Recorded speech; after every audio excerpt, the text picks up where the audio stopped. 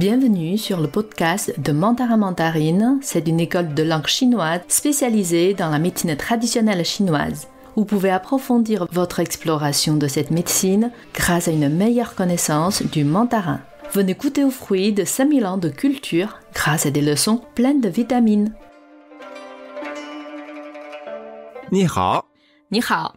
Et c'est parti pour notre troisième podcast, troisième leçon de mandarin mandarine. Oui, pour le troisième épisode, on va attaquer 3 nouveaux caractères, 3 nouveaux mots. Donc le premier, on avait appris la dernière fois comment dire bonjour, c'est ni hao. Voilà. On a dit ni c'est tu, hao c'est bon, bien à toi. Donc comment dire bonjour à vous, quand c'est plusieurs personnes. Déjà comment dire vous quand c'est plusieurs personnes, c'est ni men.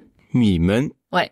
Là, vous avez entendu le premier caractère que vous connaissez déjà, c'est Ni. ni. Et c'est bien le troisième ton. Et là, on l'entend bien. Ouais, ni, donc tu. Le men, c'est un petit mot. Oui, c'est un petit peu comme un caractère outil, finalement. Il apporte une fonction, et pas forcément un sens précis. Et c'est plutôt une fonction de pluriel, en fait. Ouais. Tout simplement pour des personnes.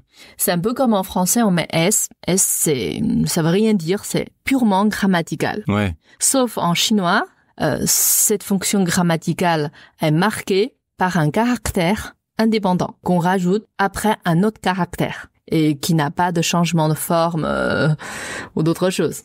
Et donc c'est vrai qu'aujourd'hui on va parler que de tu et donc vous, mais ce sera la même chose pour je, nous et il singulier pluriel. Ce sera le même caractère qui sera utilisé à chaque fois qu'on va rajouter un ce men, qui est un caractère avec un ton faible en fait. Ici, oui, quand c'est neutre. C'est pas ni men ou ni men ou ni men, c'est ni men, ni men. Donc on dit c'est encore le ton léger, on met rien sur la voyelle. Du coup, comment dire bonjour à vous quand c'est pluriel?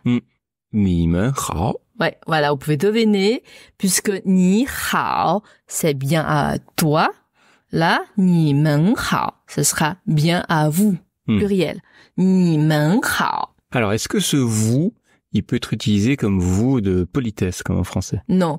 En chinois, quand c'est men, c'est uniquement pour le pluriel. Si on veut dire vous de politesse, ça existe effectivement comme caractère. Ce sera nin, ça fait N-I-N. On rajoute N à la fin, ça se prononce au deuxième ton, nin.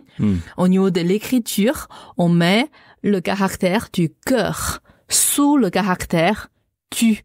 C'est-à-dire, je te mets sur mon cœur, je te respecte. Donc ça fait vous de politesse. Nin. Du coup, si je veux dire bien à vous, mais à quelqu'un qu'on veut vous voyez, ça sera Nin hao. Ouais, nin hao. Nin hao. Au lieu de dire ni hao. Voilà. Ni hao. Nin hao. Après, c'est pas quelque chose que vous entendrez très très souvent parce que ce vous de politesse n'est pas utilisé aussi souvent qu'en français. Oui, c'est-à-dire en français, c'est un peu systématique quand c'est quelqu'un un peu d'inconnu, on peut dire. On ne connaît pas, oui. Qu'on connaît pas, et qu'en chinois, ça sert surtout à distinguer l'hiérarchie entre professeur et élève. C'est les professeurs qui tutoient les élèves et les élèves vouvoient les professeurs. Les personnes âgées tutoient les plus jeunes. Et les jeunes vouvoient les personnes plus âgées qu'eux, ou les personnes dans la famille de la génération supérieure tutoient les générations inférieures, mais pas dans l'autre sens. C'est le respect des aînés. Voilà, c'est dans ce sens-là on dit que ça sert surtout à marquer l'hiérarchie. Alors, aujourd'hui, on va vous parler aussi de 2 caractères très très utilisés dans la médecine chinoise. Et dont vous avez certainement déjà entendu parler également. Vous pouvez deviner déjà, ce sera quoi? C'est le yin et le yang. Ouais. Donc d'abord la prononciation yin. En chinoise, la transcription phonétique ça fait Y-I-N. Donc Y ça se prononce comme I, c'est comme 2 fois I, donc c'est la même chose. I-N. In. Donc ça fait I-N. On enchaîne les 2 sons, ça fait in. Quel est ton d'après toi? In. Je peux prolonger. Voilà, comme ce qu'on a dit, on peut prolonger, ça fait in. Naturellement, je vais prononcer in. Yin. Alors, faites attention parce qu'en français, on le voit souvent écrit avec un G à la fin. On dit le yin et le yang. Non. Attention. Yin ne s'écrit pas avec un G. C'est Y-I-N. Et donc, yin. Et vous entendrez la différence avec yang. Quand on dit yin, Florent, d'après toi, yin c'est quoi? Alors, on parle souvent de l'énergie plutôt féminine. Oui. On parle de la lune. Oui. Un peu un côté froid. Ouais, effectivement, en fait, le yin, c'est vraiment comme le qi qu'on a vu dans l'épisode d'avant. C'est vraiment une autre notion de base dans la médecine chinoise qu'on sait jamais comment traduire. En français, je crois dans toutes les langues, on garde la prononciation de ce caractère parce qu'il n'y a pas un mot pour le traduire. Vous pouvez voir l'écriture classique, non simplifiée de ce caractère parce que ça donne beaucoup d'indices sur ce que c'est. Dans l'écriture non simplifiée, à gauche, c'est une colline. À droite, il y a deux parties. Il y a le caractère qui signifie actuel et en bas, c'est les nuages. Avec ces trois parties-là, toi, qu'est-ce que tu comprends en fait? L'image de ces trois caractères. Donc il y a une colline déjà, il y a des nuages. Ouais. Et c'est actuel. Actuel. Alors actuel, je pense qu'ici, il faut plus le comprendre comme quelque chose qui se prépare, qui est en train de se passer. Voilà. Mais qu'on voit pas très bien parce qu'il y a des nuages, c'est vers une colline. Ouais, c'est un peu comme une graine qui est dans la terre. Il y a quelque chose qui se prépare, mais c'est pas encore visible, c'est pas encore manifesté, mais c'est en préparation. C'est mystérieux. On va dire mystérieux. C'est pour ça, en fait, souvent on dit un peu sombre, ou enfin pas très visible, c'est un peu caché, mais en fait, ça veut pas dire il n'y a rien. C'est juste pas tout à fait visible. Okay. Et maintenant, en chinois simplifié, à gauche, c'est pareil, c'est toujours la colline. À droite, on met le caractère de la lune. On dit que, du coup, c'est le versant d'une colline exposée au nord, froid, humide, etc. C'est la partie cachée de la lune. Ouais. Donc, le caractère, yang, donc la prononciation, c'est quel ton, d'après toi? Le deuxième. Ouais. Yang, c'est comme une question. Va, yang. Alors pour vous aider un peu parce que je sais d'expérience pour l'avoir vécu, c'est très difficile de distinguer comme ça au début le deuxième et troisième ton. Donc est-ce que tu peux nous faire la différence entre le deuxième et troisième ton sur ce mot? Yang, le deuxième ton. Yang, ça sera troisième ton. Voilà, vous voyez que sur le troisième ton, on est beaucoup plus appuyé en fait. Parce que souvent on a l'impression que le deuxième ton c'est un peu comme du troisième ton, mais en réalité, si on faisait un troisième ton, ce serait plus long, plus appuyé, qui descend, qui remonte bien. Donc deuxième ton, c'est plus court. Yang. Yang. Là, effectivement, la transcription phonétique, c'est Y-A-N-G à la fin. Mais, attention, on prononce pas yang, le que, pas trop fort. Ça fait yang. Ouais, il faut vraiment le prendre comme si vous avez un peu un G qui vous reste dans la gorge, mais vous ne prononcez pas complètement. Yang. Ça fait quoi? Ah, ok. Voilà. C'est comme ça que je le sens, en tout cas. Parce que si on enlève le G, on prononcerait yen. Yen, ouais. Sans G, juste Y-A-N, ça fait yan. Avec G, ça fait yang, yen, yang. Ouais. Donc en fait, quand on n'a pas le G, on va beaucoup plus sentir le N. Alors que si on ajoute ce G, on va pas vraiment prononcer, plutôt on va avoir cette espèce de G un petit peu réservé. Ouais. Yang, dans le caractère non simplifié, pareil, il a pas mal d'indices. Je vais vous décomposer, vous voyez aussi sur la vignette. Donc à gauche, c'est toujours la même partie, donc c'est la colline. À droite, ça fait rayon de soleil qui sortent de l'horizon. Donc ça te fait quoi comme image alors? D'accord. Donc là déjà, par rapport au nuage tout à l'heure, c'est plus clair. On voit quelque chose et on a cette idée de chaleur. C'est quand même le soleil, quoi. C'est une tendance à l'éclaircissement. Avec les rayons solaires qui percent un peu. C'est plus clair. Ligne des nuages. Yang, pour toi, c'est quoi? Alors du coup, un peu le contraire. Donc on est plus sur le masculin, plus sur le soleil, la lumière. La chaleur. Ce qui est visible, puisque c'est le soleil qui sort, en fait, de l'horizon. Tout ce qui est visible, manifesté, dynamique. Ouais, c'est ce qui est en mouvement, ce qui est visible dans le sens que c'est quelque chose qu'on perçoit facilement comme une énergie. Si on utilise encore l'image de tout à l'heure avec la graine, du coup, la graine a germé. On voit que ça sort de la terre. Du coup, tous les jours, ça change. Ça grandit, il a des feuilles, il a des fleurs, il a des fruits. Donc, c'est très dynamique. C'est visible, c'est manifesté. Il y a des mouvements, etc.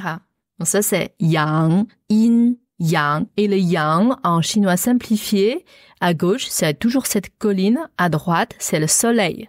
Vous vous rappelez, le yin, c'est, à droite, c'est la lune. Vous savez, forcément, le soleil, c'est aussi le yang, ultime un peu. Représente le yang. Qui représente le yang et que la lune qui représente le yin. yin-yang, non seulement ce sont vraiment deux notions de base dans la médecine chinoise, avec qi les 3 caractères les plus essentiels dans la médecine chinoise, absolument à connaître, à comprendre, et même en chinois moderne, il y a beaucoup d'expressions constituées par yin et yang dans la langue chinoise. On vous donne juste quelques exemples. On dit quelqu'un qui est trop yin. Ah, il est trop yin. D'après toi, ça veut dire quoi? Tu peux deviner? C'est quoi?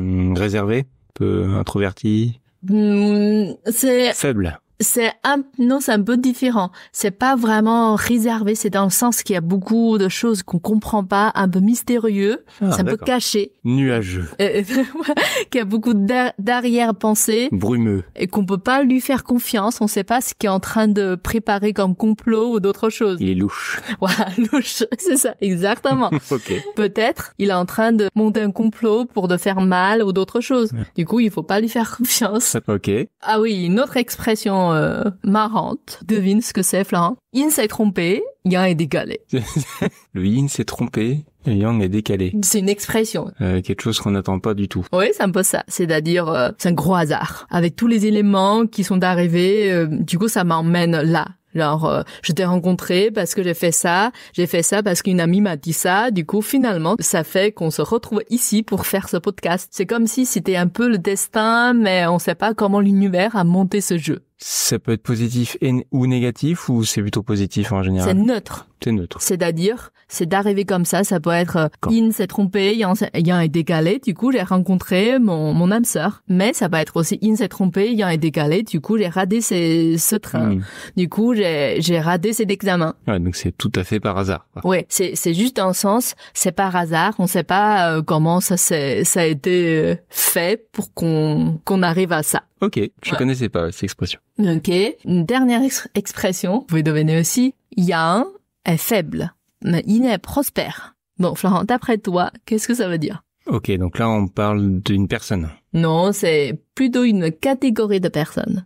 Ok, donc plutôt Yin, donc plutôt les femmes. Ouais, tout à fait. Donc ça veut dire les femmes sont un peu dominantes, sont plus compétentes, plus épanouies, et que les hommes sont un peu invisibles, un peu faibles, pas très développés. C'est pour parler en général, ou c'est pas dans un couple par exemple pour dire c'est un peu elle qui mène? C'est plutôt de manière générale, pas spécifiquement dans un couple. Okay. Globalement, par exemple, on peut dire maintenant dans la société, toujours les femmes qui font plein de choses. Ça peut être à l'université, dans une classe, les filles elles travaillent bien, mais pas les garçons, etc. D'accord. Là, tout ça, c'est juste pour dire, ces deux notions de base sont vraiment rentrées dans la langue chinoise quotidienne. On a plein d'expressions comme ça. Là, c'est vraiment juste 3 petits exemples. Voilà. Et puis, bien évidemment, c'est quelque chose, des notions qu'on retrouve un peu partout dans la médecine traditionnelle chinoise. Donc, il est très, très important de les connaître. C'est pour ça que ce sont les premiers caractères que l'on travaille. Dans un autre épisode, je vais vous donner tous les points d'acupuncture qui ont ces caractères-là. Voilà, c'est tout pour aujourd'hui. Un petit résumé. Aujourd'hui, on a appris bien à vous. Déjà, à vous pluriel, comme on dit. Ni men hao. Bien à vous. Ni men hao. Et bonjour à vous de politesse. Nin hao. Ouais. Nin hao. Et yin, yang, yin, yin, yang. Voilà. C'est tout pour cet épisode. Et à bientôt pour la suite. À bientôt. 再见. 再见. Voilà, c'est la fin de cet épisode. Vous reprendriez bien un nouveau concentré de culture et de langue mandarine. N'hésitez pas à vous renseigner sur mandarinmandarine.fr. Tenez vos jus.